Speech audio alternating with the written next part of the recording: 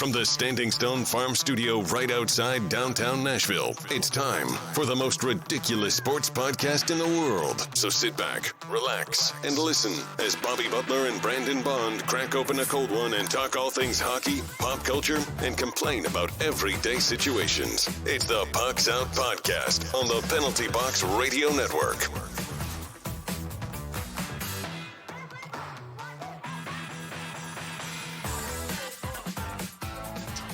Welcome into another episode. I'm Bobby. He's Brandon. Hey-o. You can find us on the three majors of social media at Pucks Out Pod. Now let's crack open this cold beer and let's get after it. Let's do it. Got us some Jackalope Bear Walker. Oh, it smells good.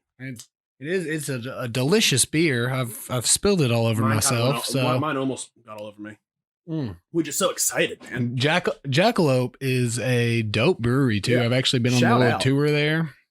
It is a fully run by female brewmasters. The head brewmaster that I don't know why I thought you were going to say robots. Yeah. Also, I'm sure there's some robotics involved, but You're about to blow my mind. But the head brewmaster was like I think she graduated. Her undergrad was at Vanderbilt, and then I think she got her master's in Harvard. And I may be flipping those two, but yeah, man, they make some really, really good beer, and all of their beer names are mythical creatures. Like they have the Bear Walker, and then they have I'm totally spacing on it. The Thunder Ann, and they kind of tell you a little story about the specific mythical creature that's really cool. Yeah, man, and it's a super cool little tour too, so I would suggest getting down there when you might possibly not die by going. Yeah, for sure. Down in Nashville, always open to sponsorship and wouldn't mind them. So reach out if you listen to anyone over there at Jackalope. Yeah, absolutely. But all right, we've got some news from around the league this week. Games of the week. We were talking a little bit of football, and we've got a very dope this or that this week. So let's get right into it. How are you this week, buddy? Pretty good, man. I'm not doing too bad. Had a long weekend, so that was always nice. Got to watch a little football. Started watch the first episode of WandaVision. Nice. Yeah, we are partway through episode 2. And finished up Mandalorian. So nice. About time. Yeah, So absolutely. maybe next week we'll start our discussion on the Mando. Yeah. There will be spoilers for next week's episode if we do that, so be well warned. Yeah. So was a pretty good little weekend. So watch some more of the Real Bros of Simi Valley. I meant to start that. Haven't had a chance. I'm going to though. I have not seen the season finale of season 3, which is the last season. That's the only episode I haven't seen at this point. So it's pretty funny, man. I'm really enjoying that. So what about you? Anything special? Got Long anything weekend? going on? Just chilled at home with the wife, watching TV. We binged this show called Bridgertown, something like the Bridgertons. It's a romantic drama that I was like, oh, this is gonna be dumb, but I'll watch it for the wife. It started getting pretty interesting, but then it got super predictable. So I'm like, all right, now it's dumb. Yeah, it's kind of thing where like if they had ended the season like 2 episodes earlier, it would have been cool. But then it was one of those shows where like they just make a dumb decision. I'm like, well, that ruins it for me. That's dumb. That's like no person in the right mind would make that decision. So I am now completely hate this show. I hate it. I'm out. Yeah. But no, it was a decent show. But we binged that. I worked on a bunch of D&D stuff for this weekend. Just had a nice little weekend at home. Cool. But, all right, let's get into some news. Everything you need to know about what's happening on the ice. It's time for news from inside the boards.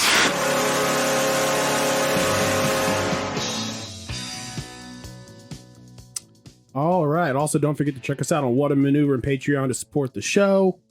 Willie O'Ree, number to be retired. Willie O'Ree, as many people know, first black player to play in the NHL. About time that number got retired. Yeah, absolutely. Played pro hockey for 20 years, man, including 45 games with the Bruins. So, I mean, they had an interview with him on the early game yesterday. I mean, they asked him, did he have any idea what kind of impact he would have by joining the league? And he didn't. I mean, what a great way to celebrate Martin Luther King Day by giving us that story and retiring that number. So, congratulations to him.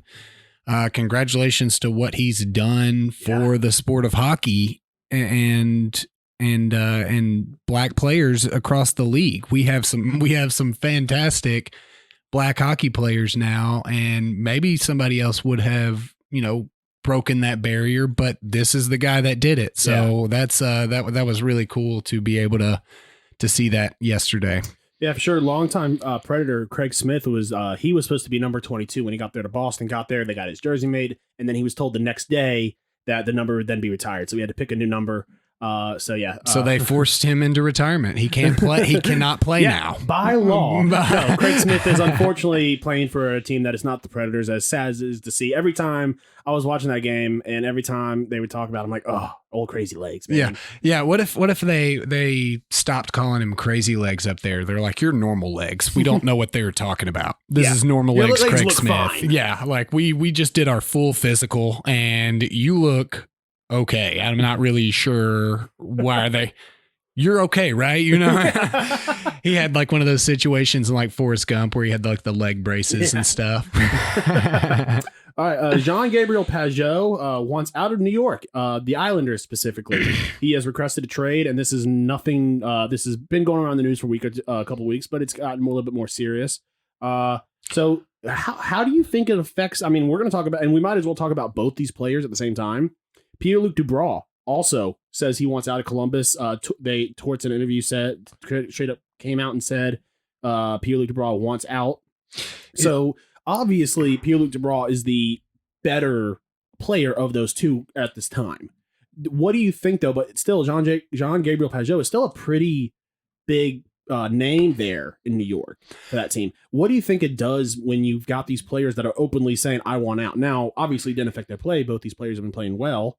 What do you think it affects the locker room, or do you think they keep it strictly professional in there? I would have to say, especially under those two coaches, I would say it's probably pretty professional. I mean, it's one of those things that under Trotz, yes. I feel like under Torts, it could go either for way. Sure. And from what I've heard is that is more of Pierre-Luc Dubois' issue is with Torts and not with the organization within itself, So I can see that happening, but I would say that it's not like a high school or college team type of deal where, you're just wanting out. And I mean, this is a business and these guys are wanting to further their career. So I would imagine that teammates don't really care would be my guess, but I mean I feel the same way. It's not like they're out there trashing their team. As a fan and even as a player, I think I would rather a player be upfront and be like, listen, I want to trade.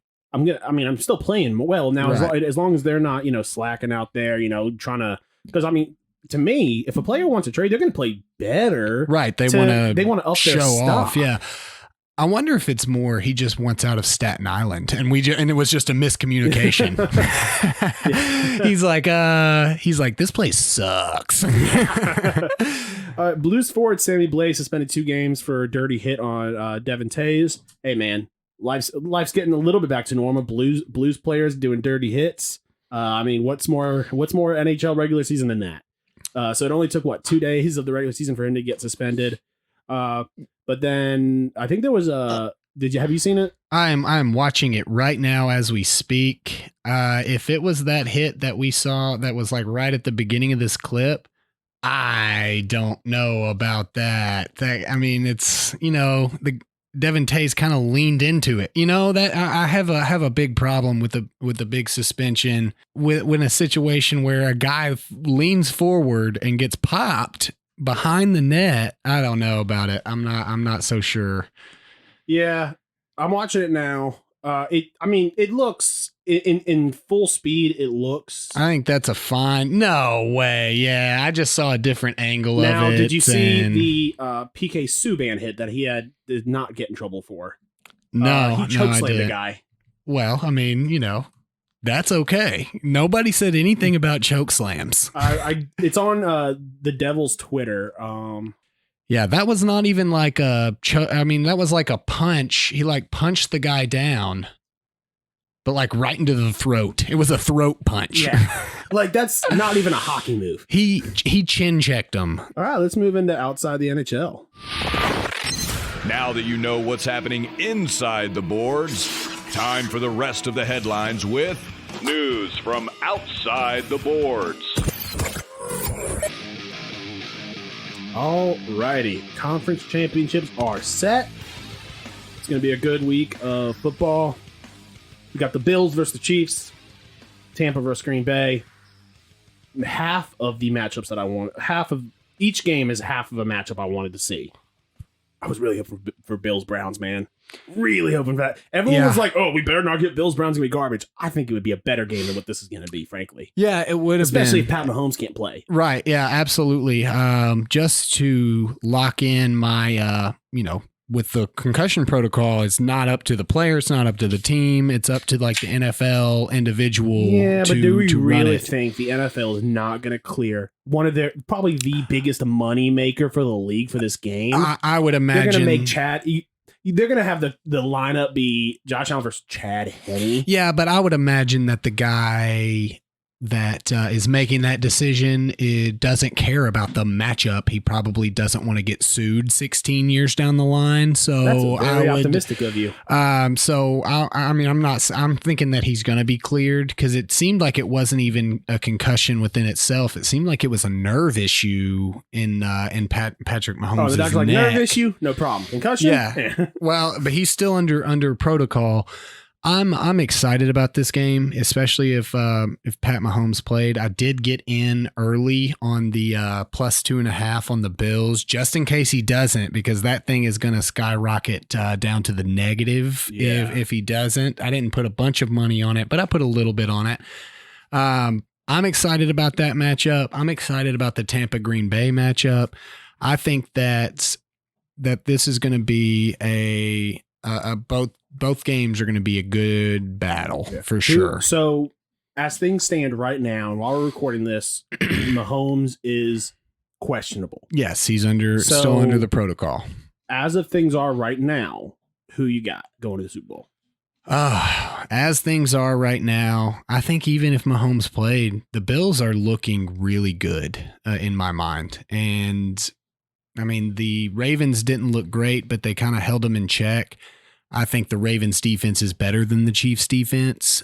Personally, it's hard to bet against the Bills right now. I'm thinking Bills Green Bay, and I think that's that's just some initial thought. If Patrick Mahomes plays and is all good to go, I would not be surprised to see Chiefs Tampa. I wouldn't be surprised to see Chiefs Green Bay. I wouldn't be surprised to see Bills Tampa. I put down here: is there a clear-cut favorite underdog? I don't think so. I don't think so either. I think a lot of people, especially in the Bills-Chiefs game, I think a lot of people are immediately giving Tampa the underdog because it's Tampa, but the fact is, in the way that now, Green Bay is playing, and also, I'll be honest, I'm a Tom Brady fan. Tampa, they got that W against New Orleans. New Orleans didn't play well at all. No. If Tampa plays that same game against Green Bay, they're gonna get beat. I would argue though that Tampa didn't really play that well either. That's what I'm saying. Tampa didn't play that well. So if they play like they did against New Orleans, then they're gonna get beat. I think that the Saints were a little overhyped personally myself. So I mean, I think the game being in Lambeau is a difference maker between those two. Whereas I don't think that the Bills going to play in KC is as big of an advantage for the Chiefs as I do. I don't think that, I think with weather as far as wet and wind is a bigger factor than cold. Yeah. Especially when you've got a guy like Tom Brady who has played his entire career in the cold. And you've got a guy like Antonio Brown who's also played most of his career in Pittsburgh. And you've got other guys. I mean, you've got Gronk there. You've got all the linemen. But a lot of these, I don't think that professional athletes that the cold.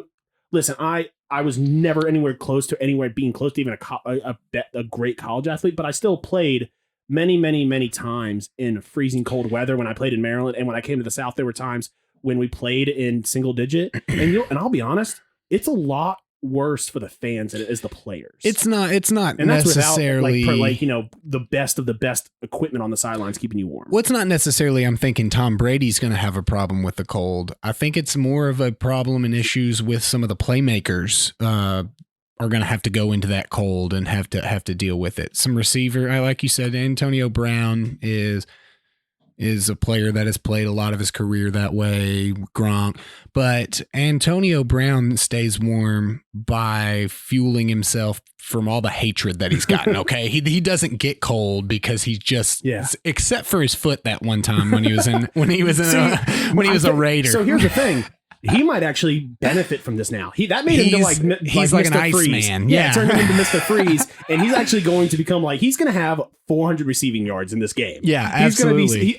He's going to turn into Silver Surfer and just turn ice in front of him. I think that the biggest factor is actually going to be the running backs from Green Bay facing a really good Tampa run D, and the running backs from Tampa having to go up there and play in that cold, having to run against a bad run defense up in Lambeau. I think that it's really hard to sit here and pick a matchup right now. But if I had to gun to my head, I would say Bills Green Bay. I think the Bills are just on point, and the only team I don't really want to see go is Tampa, if we're being honest. I don't know. I just don't think it would be, personally, I think that if Green Bay goes, I think Green Bay will have a tougher problem with Tampa than they would with the Chiefs or the Bills. So I don't want to see Green Bay go in there, I don't want Green Bay to beat Tampa by 3 points and a good game, and then the Super Bowl just be, a 35, 20 blowout of whoever Green Bay is playing. I don't think that's going to happen. I'm an Aaron Rodgers fan. I think he deserves a second ring. He's had a tough go of it, having to play under McCarthy for a long time. Hey, he's got enough discounts for insurance. He doesn't need more rings. That's true. He's got a bunch of discount double checks. Well, but to argue, so does Pat Mahomes. So really, it should be Josh Allen versus Tom Brady. Yeah. I think that this is going to be a good championship weekend, though. So I'm excited for it. I actually just got done putting some money on. I got Bills +3. I got them at the +2.5. I thought that it was going to go the opposite way, but I think everybody thought the way that I was thinking, and they placed their bets early, and then it moved it on me. So, and I did went ahead and get Tampa +3 as well. Yeah. All right. So crazy situation going on with Deshaun Watson down in Houston. Watson tweeted that his anger with the team went up to a 10. Didn't say a 10 out of 10. He just said a 10. So it could be a 10 out of 100. 10 out of 100. He's at 1%. Or he's or 10 out of 28. Just he has a really weird. It's 10 out of 1,000. We didn't tell you the scale. Yeah. But per Dan Orlovsky, retired NFL quarterback working for ESPN, Watson will never play for the Texans again after he's talked with some insiders, and there's an issue that we, the fans, don't know about. Chris Mortensen, also with ESPN, came out and said that Watson's anger was not just about the consolidation of front office power under Easterby and or the lack of consultation with Watson himself regarding that move, and not just about the team reportedly declining to interview the Chiefs offensive coordinator Eric Bieniemy for the head coaching job in Houston. After Watson voiced his opinion on that, they later then scheduled it. But apparently, Watson's main frustration is directly with the owner, Cal McNair, and former NFL safety Ryan Clark has said that the situation is, and I quote, about the history of the Houston Texans, the way they've treated players, the way they've treated African American players, and this is about lying. So it sounds like this is more than just contracts and business. Sure. This sounds something personal that something that McNair might have said or have done. I am personally going to wait to speculate until I see what my boy Adam Schefter has to say. That is about the only guy that always seems to be right on top of things. I do want to say that the article that I got this from, Chris Mortensen was sitting at the desk with Adam Schefter and reported this with Adam Schefter at the table. So, not sure what credibility that gives Mortensen. I think, though, that Adam Schefter will absolutely let someone toss out a false report so he can get it right in 2 days. Hey, no, but seriously, I mean, as a Titans fan, please, goodness, get this man. I mean, there's lots of NFC teams that need a quarterback. So get him out of there. Go let him play somewhere else. That will be good for me as a fan. But obviously, it'll probably be good for Watson as a player. He is a pleasure to watch play football, and you don't want this guy to ruin his career in a place that he doesn't want to play football. I mean, I'm very intrigued to see what happens in the offseason. But I mean, we all knew it was the beginning of the end when Hopkins was traded for spare parts. Yeah. Well, he does have a no trade clause, and so that gives him leverage of where he is traded to. Yeah. And he did say that someone Andre Johnson said that after speaking with personnel inside that this is not that the only person Cal McNair could fire to make the situation better is Cal McNair. Yeah. Don't see that happening. What if he does, though? That'd be wild. But he gives himself the most ridiculous severance package. Yeah. And so just to bring up another bit of news that can kind of flow into this, Drew Brees, Adam Schefter reporting that he's played his last football game. That would be real nuts to see Deshaun Watson go play football in New Orleans. I would be very intrigued to see that little combination of Sean Payton and Deshaun Watson. Do you have any landing spots that you would be interested honestly, in or intrigued about? New Orleans seems, I mean, I'm just thinking of the tandem of Watson, Hill, and Winston. Yeah. Well, I mean, Winston's contract is up. I personally think that obviously if you can get Deshaun Watson, get him. I personally think that Jameis Winston deserves a shot to play quarterback there for Sean Payton. I mean, he has shown that he's an NFL quarterback. He's had interception problems and issues, but for Tampa and last year, a horrendously bad secondary, forcing him to throw 50 times a game. I don't think that we've got to see everything. And there was a report that came out of Tampa, and I think it's the reason why Jameis Winston had the issues he had. Tom Brady or Bruce Arians was saying that the reason Brady does so well there is that Bruce Arians has a hands-off approach to his quarterbacks, and he believes quarterback should be the coach on the field for the offense.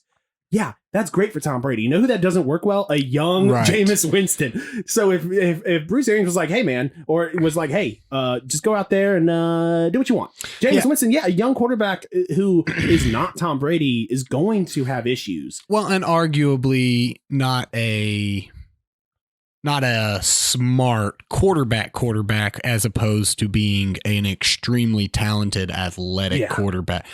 I think that would run perfectly under. Someone looked at Jameis Winston's, resume and said, this guy should be the play caller. Yeah. He made a great play call in Publix. I bet he can do it here. Yeah. Well, yeah, absolutely. I mean, crab legs are delicious. So, I mean, it's hard to argue with that point.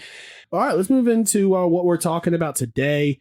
It was the first week of hockey back. We've got our first impression. We've got what team is overperforming, what team is underperforming, and what we've been surprised about.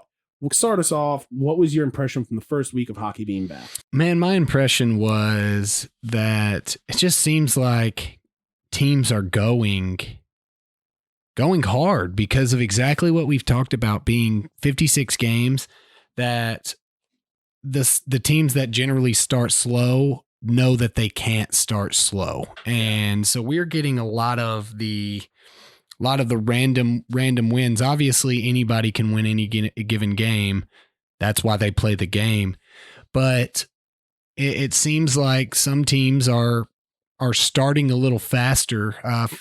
Detroit, for example, is looking a lot better. They've already won half amount of games as they won last year. Exactly. And I think that's a big problem that teams have was it's an 82 game season. And then you start digging yourself in this hole. Not that I thought Detroit was a playoff team last year by any given standard, but players get this in their head. They're told they're a bad team. They start off slow, and then by nature of the self-fulfilling prophecy, they're bad because they started bad. They told themselves they're bad, and then they don't come out and try as hard. So I think we have a lot, what's seeming like a lot more parity, at least this early in the season.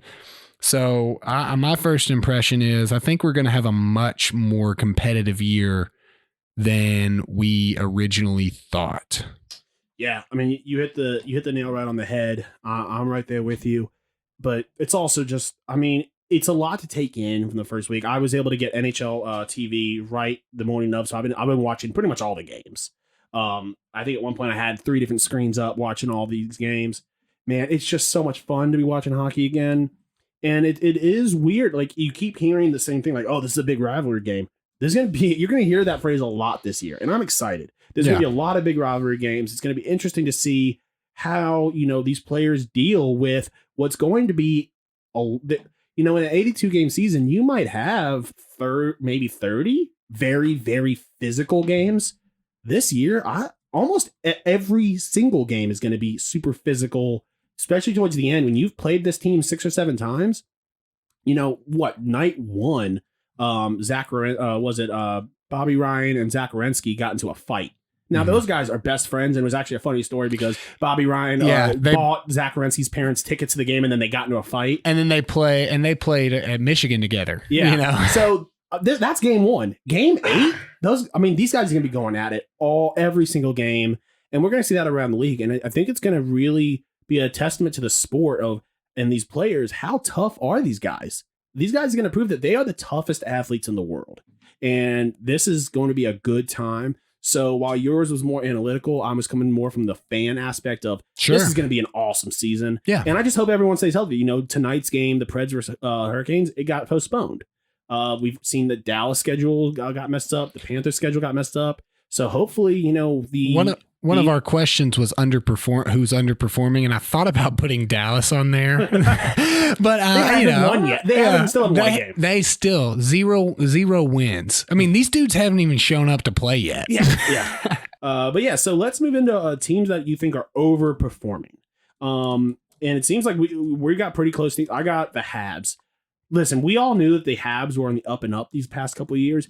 They're looking really good. Yeah, and it looks like it's finally come to fruition that they are, because listen, there is a difference between, they're not, by the way, I have it here written, they're 2-0-10. They're not 2-0-10. They're 2-1. I was going to say something about that.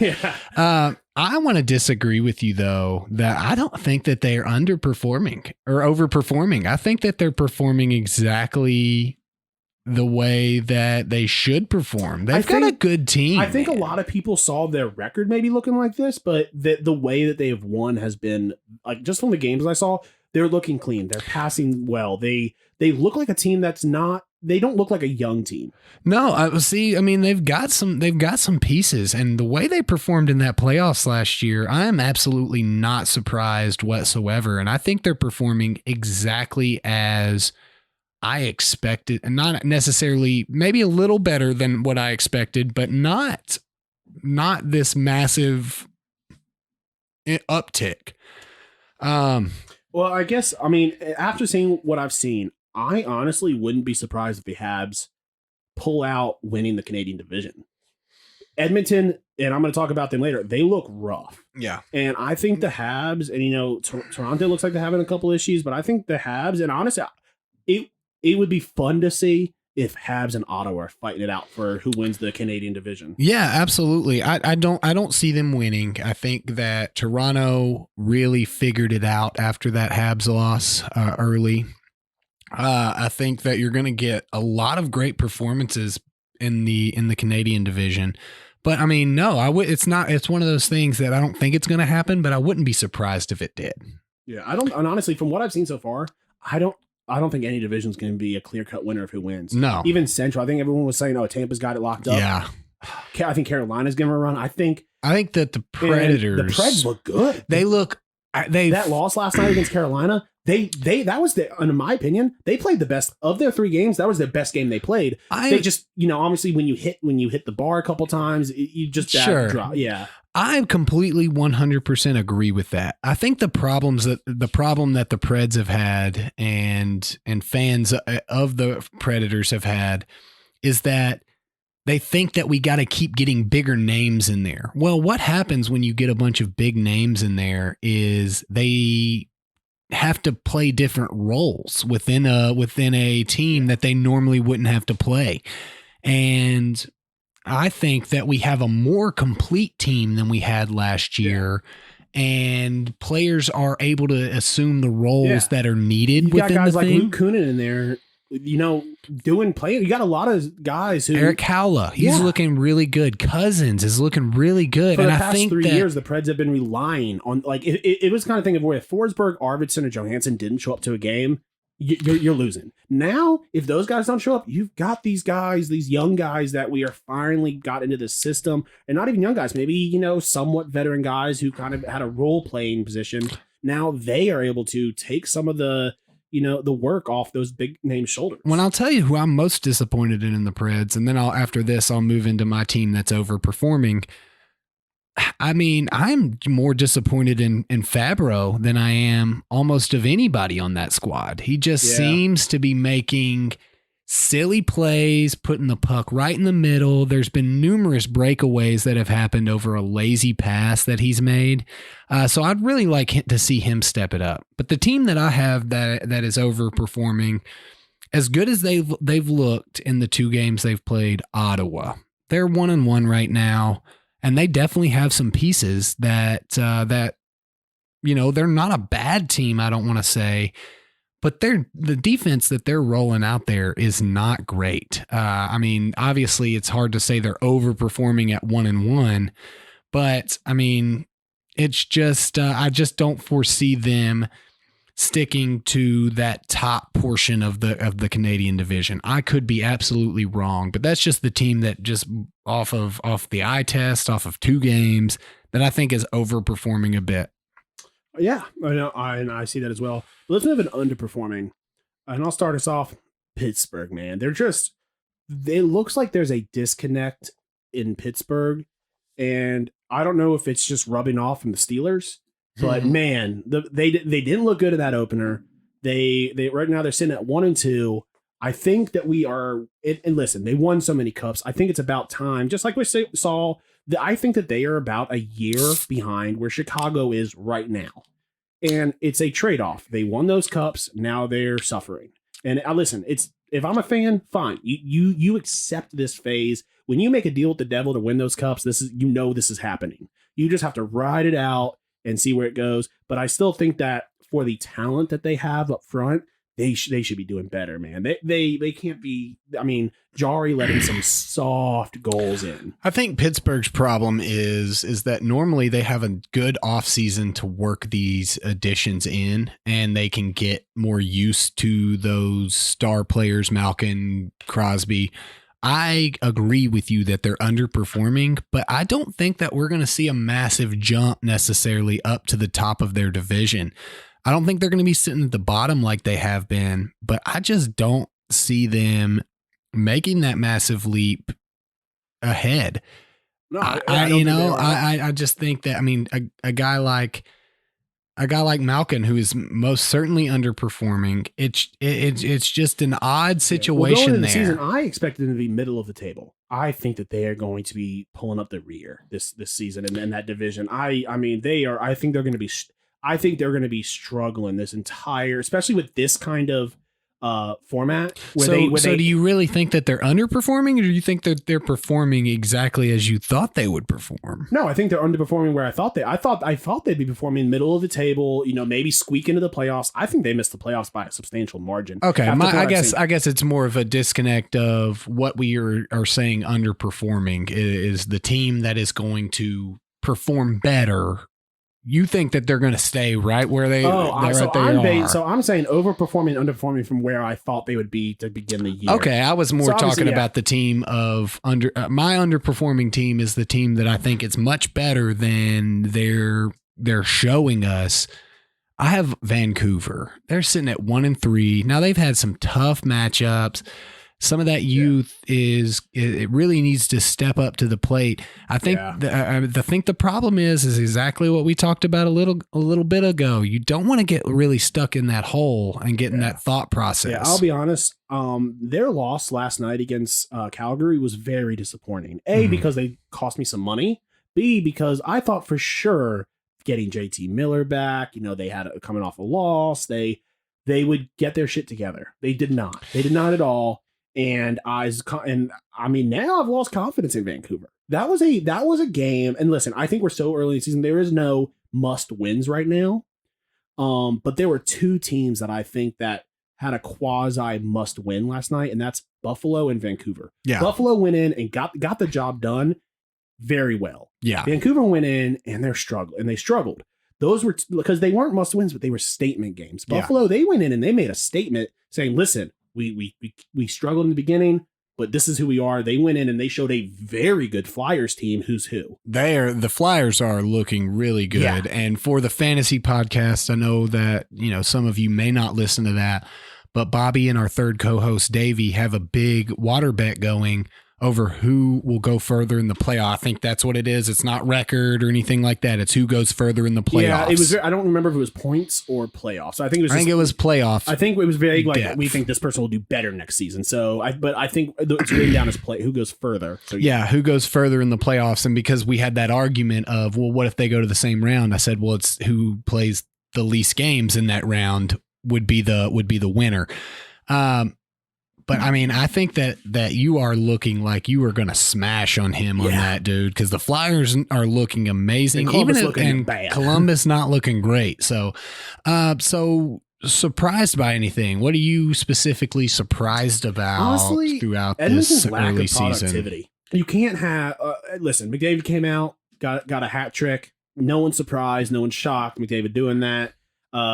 Travis Konechny immediately came out. I don't think he's that good. Travis Konechny immediately came out and said, hold my beer. I'm going to do it too. Yeah. But no, I think that, listen, I think the reason people thought so highly of them is because it was McDavid and Draisaitl plus all the other pieces. Mm-hmm. If it's just Draisaitl, if it's just McDavid in there, man, I think they're going to struggle. And I think that if that is the case for the rest of the season, listen, we've had a very small sample size. Mm-hmm. But if this continues, I wouldn't be surprised if McDavid. This is Overreaction Monday / Thursday, right? Yeah. It's been 3 games. And but McDavid. They're trash. Yeah. They're garbage. McDavid is pulling a Deshaun Watson. He's getting out of there. No. Listen, if they don't get it together, I wouldn't be surprised that McDavid is a guy. There is no we don't need to explain who McDavid is or what he is to the sport. I think that he might want to get out of there if something doesn't happen. I wouldn't be surprised if him and Draisaitl say, "Hey, we're a package deal. Who wants us?" I think Edmonton has a lot of the same problems that I just spoke about with the Penguins. Is that those guys generally get a long off season to work on their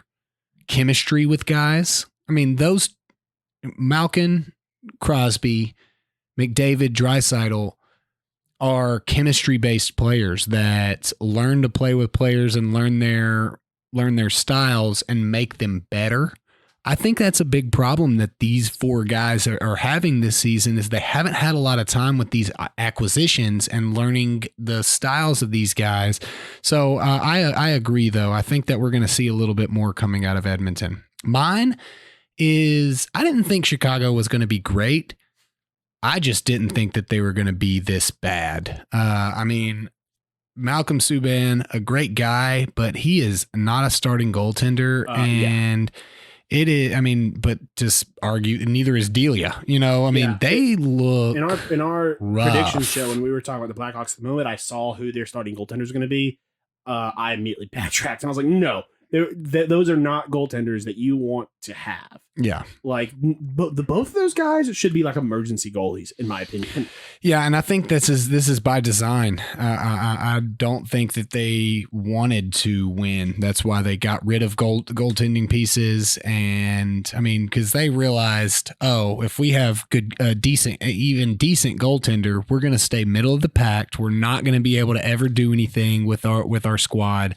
But I just did not expect them to be this bad. Now I'm happy about it. Don't get me wrong. I would love to see this team go completely winless. That would that would be the cherry on the top on cherry on top, as if we have a fun 56 game season and Chicago wins 0 games. So amazing. Now, I mean, we need to redo the season.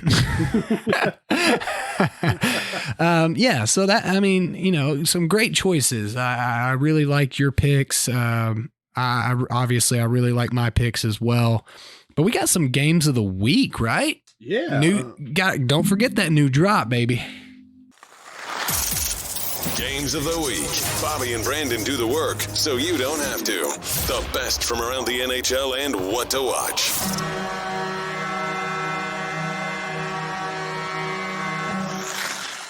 All right. I love how it says we do the work, as if us Googling what games are happening this week and picking hockey games is I mean, it's more work than I'm usually used to. So, I mean, yeah, I guess that's fair. Yeah. All right. So I'll start us off with the 22nd on Friday. Do we want to do the record update first? So I currently, as of recording, I have 1 game left to play, but I'm currently 2-2. And I've got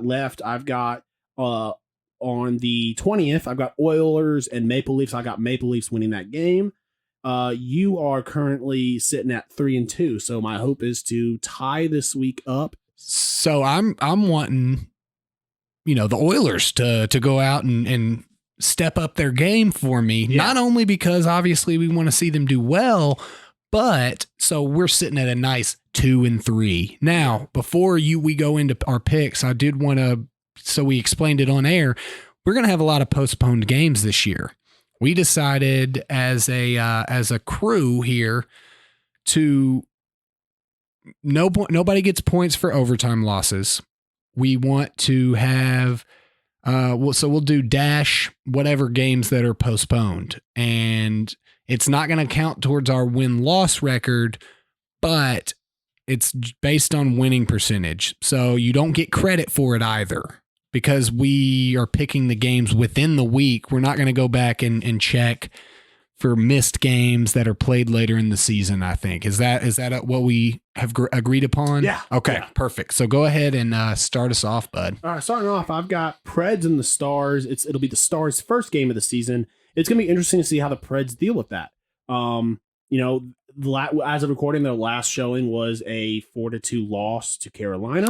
3-2 loss, realistically, but it was a late goal. I'm happy because it won me $50. Yeah, sure. Yeah, there's nothing more stressful when you got the -1.5 and the Preds score, and I'm like, ugh. Yeah. It was. I mean, and they looked and then good. They got that empty net, and I was like, whew, thank you. So you have the Stars winning. I've got the right? Stars winning. I think that coming off this first game of the season, I think the Stars are going to come out swinging. I hope, listen, I hope I'm wrong. And I have no problem taking the loss on here if it means the Preds get the win. But yeah, so I think I've got the Stars taking that first game. So for mine, I have the Habs and the Canucks. This is Thursday the 21st. It's a 9:30 game. So we're all going to be asleep for sure. I have the Canucks winning. The Habs are looking great, and I'm definitely going to eat my words on this, I'm sure, because of how great they're looking. But I think the Canucks really need to step it up, and there could be nothing better than a good win against a good team right now in the Habnadians. So I have the Canucks winning. All right, and then on the 23rd, I've got Flyers, Bruins. Listen, I think the Bruins, they were actually one of the teams I was thinking they underperforming. I think that what I said in the beginning is still true. They're like, listen, last night they had a great showing on defense. They lost 1-0 to the Islanders, but their defense needs to step it up. I think losing the pieces they did, that their defense is going to struggle. Chara was most certainly, he may not have provided a lot as far as statistics wise, but I think the leadership that he provided and just that presence, I think that the Bruins have definitely lost out on losing him. But I've got the Flyers beating. I think the Flyers are the team to beat. And I think I picked the Habs to win the Stanley Cup. I think when we come back at our midseason review, I like the Flyers, dude. I wouldn't be surprised in a Flyers Avalanche Stanley Cup. And I mean, I think it's the Flyers' time. Yeah, that's not a bad call at all, especially with the way they're playing. A team that just beat a apparent Stanley Cup favorite. I have the Sabres playing the Capitals. This is Friday the 22nd at 7 p.m. I have the Sabres winning that. They're looking, they even in their losses, they've looked okay. But they had a big statement win against the Flyers, and I think that they're going to keep that going. So I have the Sabres beating the Caps on Friday the 22nd. Cool. I've got the Sens. Listen, it's the only game on the 25th. It's a Monday. It's a Monday night hockey. There's no football on that day, so everyone can be watching it. Ottawa Senators versus Vancouver Canucks at 9 p.m. So I'm sure we'll all be up. And I got the Canucks win. I think the Canucks, these are both of our teams that we chose in our earlier segment for different things, but I think that the Canucks take this game. I think that So that'll be really good for the Canucks if they can get a couple wins in a row based off of our picks here. I have the Lightning Blue Jackets, another rematch of a playoff series last year. Just think the Lightning are too much. The Blue Jackets are not looking great. They looked better after the first period yesterday against Detroit, who, again, we've spoke about looks a lot better. I mean, I think that a win against Detroit right now is not just we thought that was going to happen than it was last year. But the Lightning are just too much. They look great. And if Braden Point keeps it up, I'm going to be eating my words on the fantasy pod because he's looking great. It looks like Kucherov wasn't the reason necessarily that he has been so great. So I have the Lightning winning against the Blue Jackets, and that's Saturday the 23rd at 7 p.m. All right, and I've got Islanders versus Capitals, and it looks like if what we say happens, the Capitals aren't going to have a great week. I've got the Islanders beating the Capitals at 6 p.m. on the 26th on national television on NBC Sports. I think the Islanders are for real, man. I think that I do too. I think the Capitals are old. I think that they are relying. Listen, I think that they are going to be scoring. I think to beat the Caps, you've got to score a lot. They're going to put points on the board, and I think the Islanders can do it. Well, and the Islanders have shown with some of their additions and some of their pieces that they can win 4-0 games like they did the first game against the Rangers. Yeah. But they can win 1-0 hard, gritty games as they did against the Bruins. I don't think that's a bad pick at all. I almost feel like it's cheating at this point. I have for my fourth game, the Maple Leafs playing the Flames. That's 4 p.m. Sunday the 24th. Nice Sunday afternoon. If you're not watching football, I'm not even sure the schedule of the football games this week. But I have the Maple Leafs winning. I think that they had a big wake up call early when they squeaked out that win against the Habnadians, and so I'm going to have the Maple Leafs beating the Flames, who was another team that I thought that was maybe not underperforming, but not overperforming either. All right, and rounding off the week, it is the first game of the back-to-back, and I kind of thought you'd take the second game of the back-to-back for this one.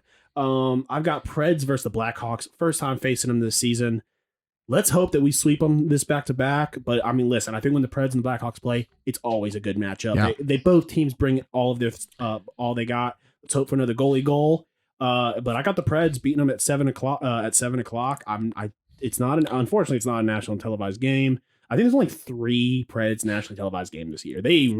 Sinclair really wants you to have Tennesseans to want to sign up for AT&T or something. Well, see, and the reason I didn't pick that second of the back-to-back is because I always saw the games of the week being the best games of the week. I'm not going to pick a crappy Blackhawks game. I'm not going to tell my folks, my peoples, to go and watch what could be a bad game. So I have for my 5th game, the Penguins-Bruins, a couple of teams that we talked about as underperforming. This is 7 p.m. on Tuesday, the 26th. I have the Bruins winning that. That is gonna be a good game. I think it should be a good matchup. The Bruins are going to, I feel, at some point put it together. I don't foresee them sitting at the top of their division, though, right now, at least until Pasta gets back.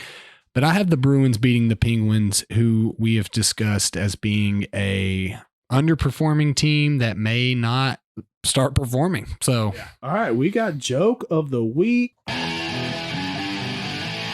The weird Corey Perry. I don't like that.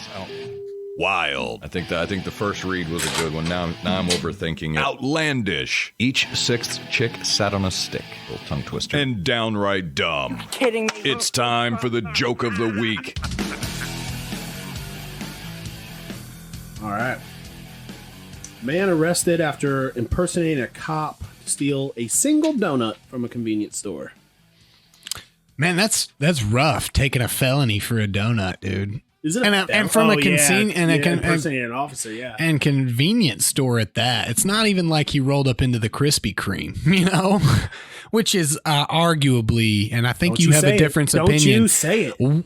Almost 1,000 times better than Dunkin', No, dude. Dunkin' is trash, dude. Dunkin' is life. Is garbage, dude. It's Krispy garbage. Kreme is garbage. Oh dude. my gosh, yeah. Just basically these donut making place that taught Dunkin' Donuts everything they need to know about donuts. Does Krispy Kreme even make anything other than donuts? Because no, I don't think so, right? It's just donuts. Dude, Dunkin' is a one-stop shop for all your needs, and they nail all of it.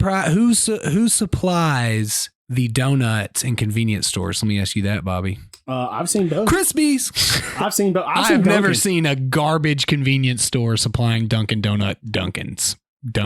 I really ruined that, didn't I? We're gonna leave off there of the donut.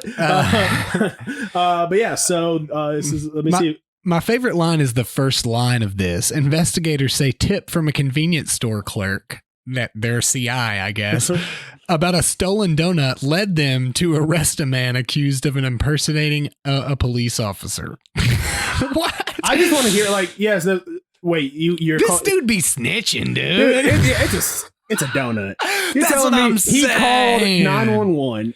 It was like someone stole a donut, and they're like, "Okay, it seems like is this a golden donut? It seems like something. It seems like something they don't even keep like a strict inventory of either. No. So like this is like purely based on this guy's. I literally walked into a gas station where they have a sign on the donut thing because Krispy Kremes are so bad they have to give them away, and it literally says take one and don't even have to go to the register. So there is no inventory on those. Okay, so I'm also very confused because the next line the tip came from a 7-Eleven, the address. According to the arrest report, police were told a man wearing a sheriff's deputy jacket had stolen a donut earlier in the day and left in a white Ford truck. My understanding of things are that's not impersonating an officer. So if that's all that happened, well, we need to keep reading. Maybe when they arrested him, maybe they were just like, hey, he was like, hey, I'm a cop, and it's like, oh, okay. Because I have not read this article yet. Because he was in a motel, so hopefully when the police knocked on his door, he didn't try to then convince them he was an officer. I mean, maybe there was. Okay, the truck was stolen. I've continued in a bit, but again, I'm still not seeing. You're allowed to wear a sheriff's jacket, right? That's not impersonating a law enforcement officer. So it says that's what the charges were. More than likely, that's going to get dropped. That's probably what he just wanted to cover his bases, but everything he could on this arrest report. And then they're going to look at this. I mean, but there might be info we don't know. now the joke is the guy that wrote the report. Yeah. You know, and this has gone from the guy stealing a single donut to the guy that wrote the report trying to say, I mean, this is just an abuse of power in my mind. If you're saying that just because he was wearing a sheriff's deputy jacket, I mean, that's, again, I could go get one of those, right? This guy's also, this is a lot. So it's a whole lot. This guy was under federal racketeering investigation. He does not look like a federal racketeer. Arrest document says the trio is involved in extensive criminal activity, including vehicle burglary and vehicle theft. The arrest report also states Wright, Olson was the woman he was with at the time, and Ozetta, which it's a 60. There was a 60-mile pursuit across Salt Lake, who this guy is connected to, and he's under federal racketeering. This dude, what is this dude mobbed up? Yeah, maybe so. But like, I mean, from what we're saying, as is tradition of a news article and the police charging document, this is in no way has indicated to me this guy impersonated a officer. Remember the joke of the week where the lady pretended like she was FBI? And she like told multiple people she was FBI. That is impersonating a federal officer. What if the cop who arrested him is actually the one impersonating the cop. And he was like, it was a fake. He was like, listen, you had a jacket and a donut. I mean, there's only one option here. Yeah, he was like, only cops steal one donut. The dude's name was Daniel Mark Wright, and like anytime, I don't know if he's probably the type of guy that goes by Daniel Mark. You know what I'm saying? Like he goes by two Danny first Mark? names, DM. You know, I am. You know, I obviously this is a joke. Why are you stealing a His donut? mugshot's wild. Like what a cartoonish frown. My business law professor in college told me one thing, and it was one of the greatest things that I ever heard. Never break two laws at once. And his example was, if you're going to be driving in the car with drugs, don't speed. You know, like just the one law. You got to keep it to the one. You're going to save yourself a little bit. So if you're driving a stolen truck, I don't think then the next thing you should do is then steal a donut. Yeah. Because I mean, that's like, especially at a convenience store and a 7-Eleven, no less, that probably has a ton of cameras because they're 7-Eleven owners that don't care about anything but getting you in trouble. It's like they release video from the 7-Eleven and he like comes in, he's like, if he flashed it, or he's like, I'm commandeering this donut for official police business because I am a police officer. But I feel like if that happened, that should most certainly be. It would really beef up our joke of the week. Yeah. So if that is I mean, not that we're gonna ever follow up on this. I keep wanting to follow up on like old joke of the week to see where they are now, but it's just so much work. That would, but instead of a joke of the week one week, we could do a where are they now? Yeah. So we invite them in thinking that they won like a contest. Be like, so tell us about this horrible time in your life. And my biggest question: what kind of donut was it? Yeah. You know, I mean, that's very important to the call.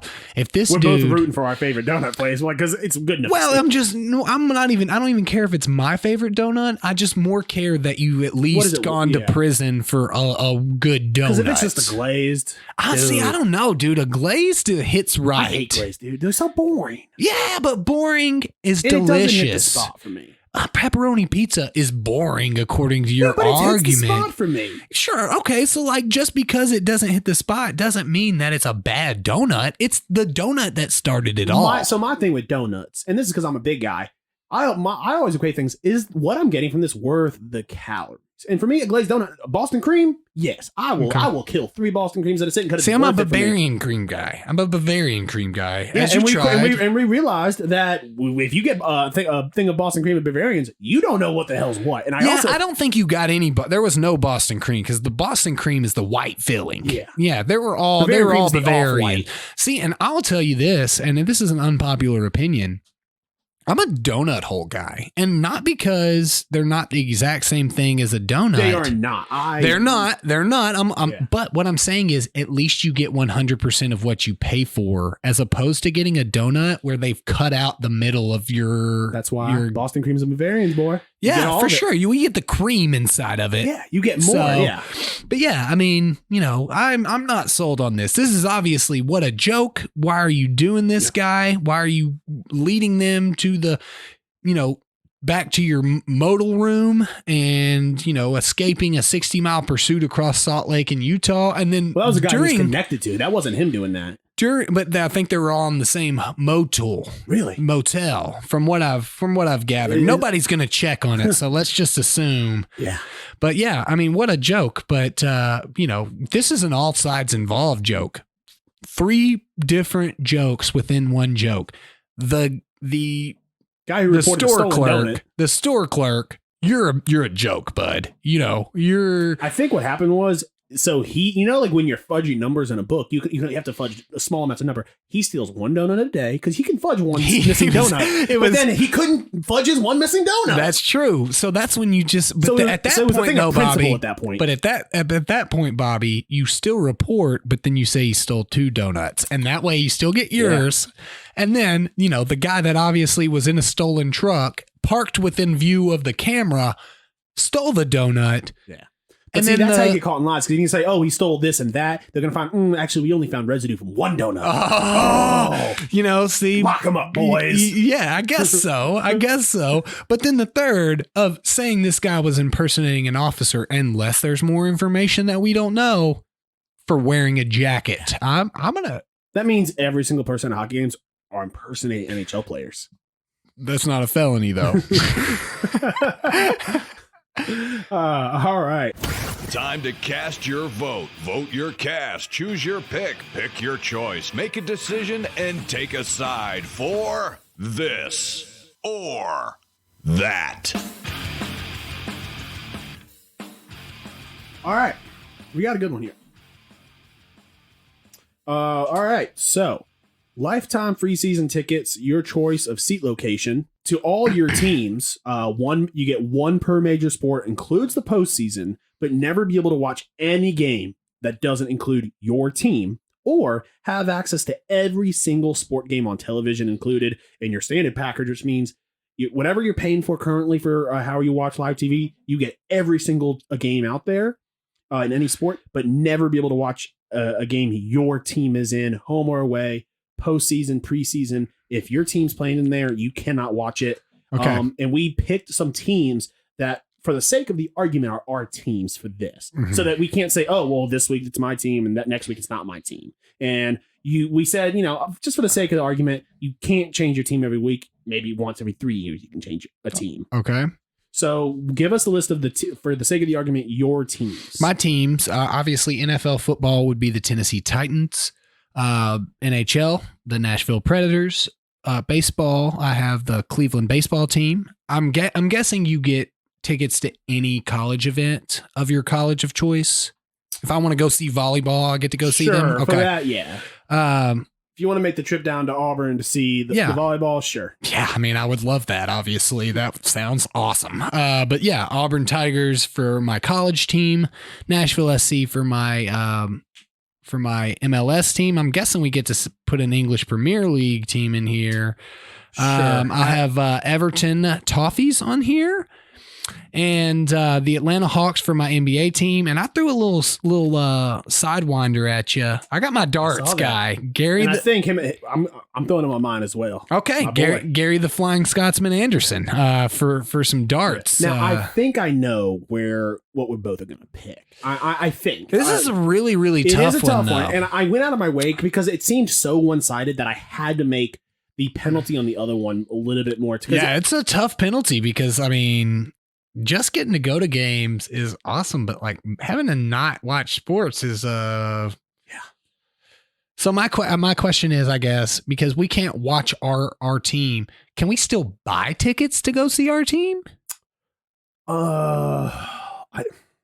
Because I mean, at that point, it's like we'll just pick. I'll just make in 3 years, I'm just going to make teams that are not my team, so I can watch my team. I think for this, maybe. I think for the sake of it, yeah. Maybe let's think about it. But so I mean, this is your thing. Yeah. You get to make the rules. Thing. Well, sure. Yeah. I mean, but you're made up the idea. I want to follow your rules and instructions. Yeah, I think for the sake of the show, you can go see your. No, you can't see your team live. You cannot see. You're not allowed to see your team play at all. And when it says you can change one of your teams every 3, so you can't get a full new slate of teams every. You get to pick one of your teams and change them every 3 years. Yeah, that's really tough, man. Yeah, but I honestly think that live games are so much fun, and I think the smart choice is the live games because you get to these are free tickets, and one of them is the choice of the seat. You get to choose where your seat location is for these free season tickets. So you can talk about having the best seats in the house, no matter what, whether it's on the ice or if it's in a suite with all you can drink and all you can eat. Mm-hmm. I mean, talk about a great time, but also you're so much more productive on nights when, I'm not going to be productive though. I'm just going to watch every other sport if I choose not to go that route. I don't like the can't resell or transfer tickets because what if I'm busy? I mean, that's part of it though, because otherwise it's too easy to say if I get listen, if you get free, but then you still can't watch any other sports. Yeah. But the reason I did that is because if you get free season tickets the best of the seats to every single one of these, you'll be a millionaire in no time just selling all these. Like, how often do you get over to England to watch the Everton play? You're going to be selling all those tickets, and maybe once every 2 years you'll actually go to a game there.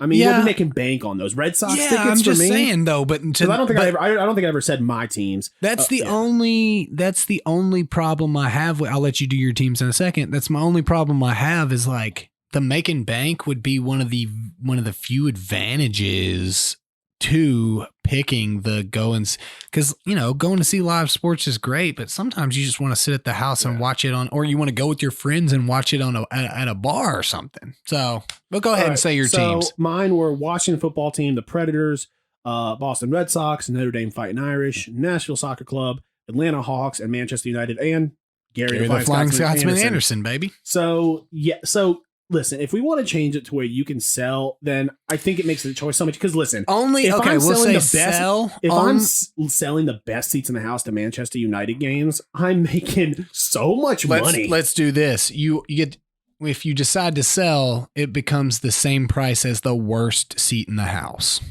That's fair? That's fair. Otherwise, this becomes more of a business acquisition that we're doing here. Right. I mean, it's really going to hurt the podcast, though, if we're not allowed to watch sports. No, I guess I would go with watch your teams. It kind of sucks because a lot of our teams are not Tennessee based. That's we've been going to a lot of soccer and hockey games, and making a trip Titans to Atlanta. And like, I don't even like going to see the Titans in person because I have to give Nissan my money. So but this also means you get to see them away games, which I'd be happy. Sure. So you could I mean, we could think about how dope it'd be our yearly hockey trip. To make it better, I would say, how about not everything else included, but your travel is included. You get to fly and you get a hotel if all you wanted to do was actually go see the game. Yeah, for the day of the game, your hotel's paid for. Now, you can't be like, oh, going there for a week, but it's all paid for. Yeah, my team's playing in Cancun. Yeah, with that caveat, if I could just pop on a plane, go down to Atlanta, watch a basketball game, and fly back, I would definitely pick that side of it. But it's a very, very tough choice. And it's one of those things where when you're sitting there and it's like, I can't, I work today. I don't have time to get on a plane and fly to Boston to see this baseball game. Right. So I guess I'm chilling this Monday night, watching nothing. Right. Yeah, exactly. And then you're like, all right, I'm going to sell my tickets. But according to these rules, like basketball game, baseball game tickets, like the cheap seats are like $7. So like, you're like, okay. And, I'm definitely paying Ticketmaster fees, I'm guessing. So I think I would choose pick your own team because luckily we got a pretty good sports town here in Nashville and we're fans of most of our teams here in Nashville. But that's a extremely, extremely tough. And I think, honestly, like live games are just a different experience. There are times when you just want to sit on your couch, but honestly, I miss going to hockey games, man. It's such a fun. Any live sporting event's great, but I think watching live hockey games are just a whole different experience. and that's really tough for us because we just get really drunk, and so like that's a bonus. So I'm gonna pick the live sports. We never even went to the seat, but it was not an easy choice, and I could see the argument for the other side of it. And it could be the kind of thing where in 3 years you're like, I want to change my choice, and maybe we allow that, maybe we don't. Yeah. But see, but that's also my problem is like, I'm definitely not changing my choice, in 3 years, I might decide, okay, I'm changing all my favorite teams to Nashville teams. I'm just not I always, it's like, that's my team. I'm changing from the Red Sox. I'm now a Sounds fan. If Gary the Flying Scotsman Anderson retires, then obviously we get to move on. Does that mean what if we get to pick, like, we are our favorite dart player, so that means we just get to go to the bar for free? Ooh. But it doesn't include drinks, it says. If we go in there and say, hey, I'm a professional dart player, I think they would laugh at us. I think Gentleman Jim's would say, we don't care. They're like, neat. It's going to be $3 for that pitcher. We've known you guys since college. We don't care. Well, I think all of the bartenders have rotated out that we know. All right, so let's move into what's snapping your stick.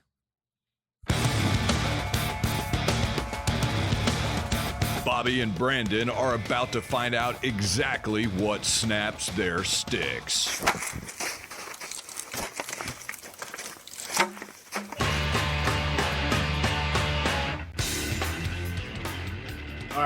this one, I think this one's going to cause a little bit of a discussion.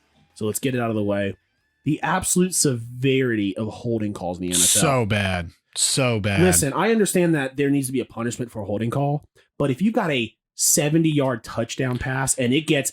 Listen, I have no problem with maybe erasing, redoing the play, but then to make it a 1st and 20 or a 2nd and 20? My problem that I have with it is it can be completely irrelevant to the play.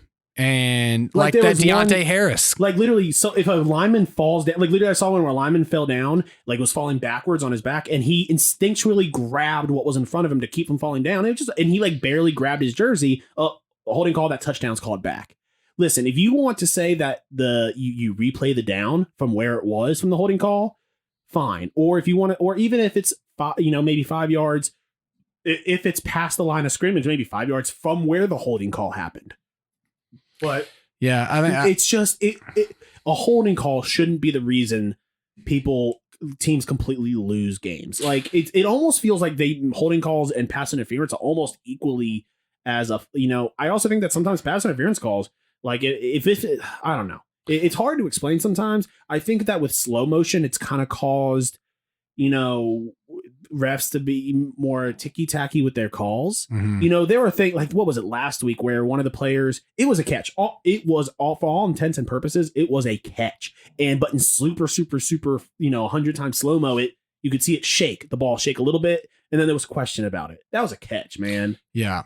I'm in agreement. Like you said, we could talk about that for hours, and maybe we should at some point. But for the sake of what snaps your stick, I thought you were coming in here and going to argue against me. So I'm happy to see that. No, they're not even the 10-yard penalty. I don't have a problem with that necessarily as much as I do especially if it is the reason that a guy gets sprung and goes 20 yards in the field. It's more of the fact that like you can have a holding on the other receiver across the field that had no impact of the play, and a guy making an extremely amazing play, the whole thing gets called back and then adds the 10 yards. Here's the thing. It's a lot of people say, oh, well, it's a rule set and they just have to follow the rules.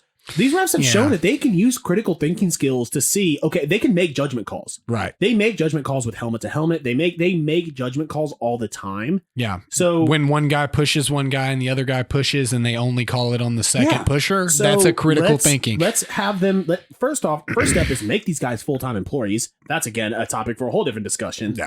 And have them use judgment calls for things like that. If it's a pass play and the ball's gone, but this guy grabs a jersey a little bit, that shouldn't be a holding call. Okay. So I'm going to do my non-sports first because I want to close out with my actual sports. Scammers are no fun anymore, bro. I keep getting calls about, they're like, hey, I got 3 during the show. They're like, hey, I called to tell you that you have an offer, This is the second warning about your car's manufacturer warranty. Well, that one's at least like not a real person. I've been getting some where like I've won and I like, haven't got many of those. like, I want to win. Well, I do too. But see, I utilize that and I'm like, no way. Are you kidding me? What did I win? And they'll be like, I bet you're wondering what the catch is. I'm like, no. I don't think that there's any catch at all. I said, you seem like a really good person. I want to hear more about this. And they usually just hang up on me. It's garbage, man. I usually have some fun with it. I'm like, when a hey, dog actually catches the car. I'm like, Jesse. It was obviously a guy from India whose name is most certainly not Jesse.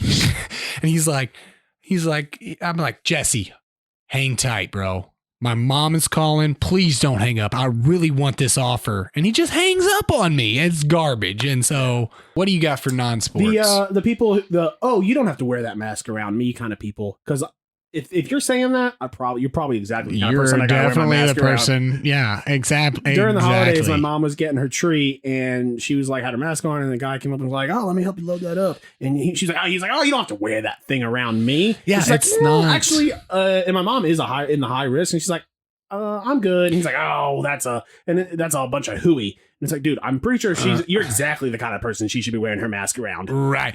You are the person that has been posting on Facebook talking about this being garbage and are the same person that in 3 weeks are going to be talking about how you've never been so sick in your entire life and you almost died because you're in the ICU. But it's just pneumonia. It's pneumonia. Yeah, no, I'm most certainly with you on that one. So my sports is, and I want to be very clear before I start this process of, discussing this, that health issues are no joke. And I'm not making fun of anybody's health issues or anything like that. But I always heard anything that's said before but doesn't actually count. Urban Meyer's health no longer on the fritz now that he wants a new coaching gig. He's done this to us multiple times. He had health issues when he was coaching at Florida and decided to quit. And then that whole program went into disarray because of all of the, different rule violations and different things that happened. I mean, he literally coached a murderer, not just like a general murderer, but like a guy that got convicted for executing people on Florida's campus type of deal, Aaron Hernandez. And then he goes and, his dream job opened up. And then all of a sudden, health issues are a little clear again. I'm Gucci. I'm good to go. I'll coach Ohio State.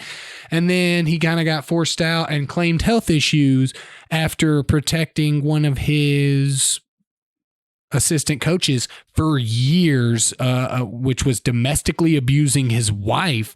His wife helped him cover that up. And then all of a sudden, after he's gone through all this, that he has, he has some health issues again. And I've looked up what he has stated that was his health issues. And again, these specifically are not, I'm not making fun of these health issues. I'm making fun of this guy for having them because it's always convenient to when he wants to have a job or not have a job. Struggling with anxiety and depression while obsessing over his work, which drove him to sleep deprivation, Ambien abuse, and 40-pound weight loss. When he was in the middle of it, that's where you can't think. In a black hole, you don't see things right. Well, as soon as he quit the job at Florida, he went and worked for ESPN. I just feel like a guy that's made millions of dollars doesn't need to go and find a new job until he can go take his new coaching job. I am so glad that he took a job with the horrendous organization that is the Jaguars. And I hope he gets health issues again. He is a bad person that is a liar. And so he just snaps my stick. I'm not wishing ill upon anybody. Except for Urban Meyer, because he's a bad guy. He made all of his players sign all these contracts. I don't like him as an analyst. He's bad at everything. He made all of his players sign all these documents saying that, domestic abuse is not allowed on this team. If there's a whiff of it, you're off the squad. And then it turns out that he's been covering up for one of his assistant coach's wives getting beat on the regular, dude.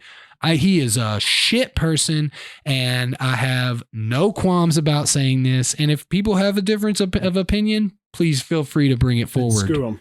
Yeah. You can have your own opinion, but it's probably wrong. He's a bad guy. Before we leave off, I do have some breaking news that just dropped. The NFL has said that they will revert to a independent neurologist outside of the league. They will not use the league's neurologist for Patrick Mahomes. And this was actually because Brett Favre came out and said that he believes that there will be some collusion within the NFL to make Mahomes play.